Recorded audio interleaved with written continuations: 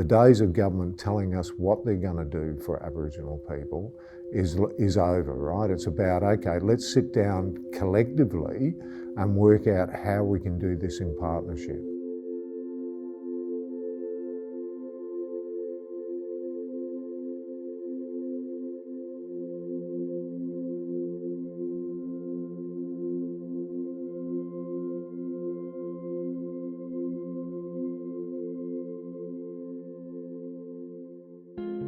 I think initially the Close the Gap initiative seemed positive, but the negatives around it was the lack of consultation with the Aboriginal community-controlled sector.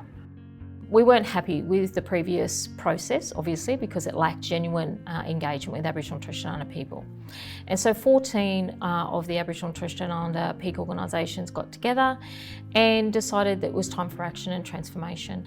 And we then wrote to the Prime Minister and seeking their support for a better and more genuine process around decision-making co-design with Aboriginal and Torres Strait Islander voices. There was 70 meetings across the country with over 3,500 Aboriginal and Torres Strait Islander people to come together to develop the 4 priority reforms in the national agreement to change the way that governments work with us. Signatories to the agreement have agreed through the contents to these key reforms, 4 of them.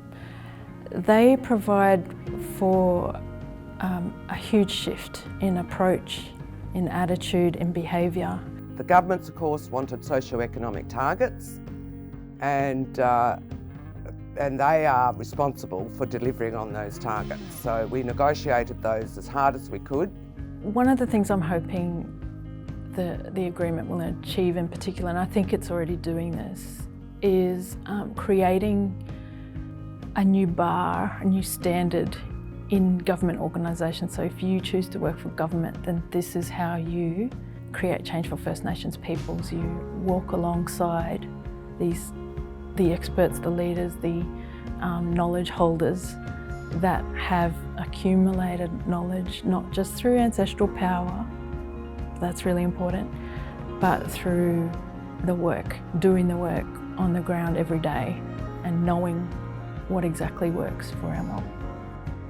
It's about changing and closing that gap in life expectancy. It's about changing and closing the gaps in a whole range of things that make up individuals' lives, and that Aboriginal people have the same access and the same opportunities going forward in the 21st century that other Australians do.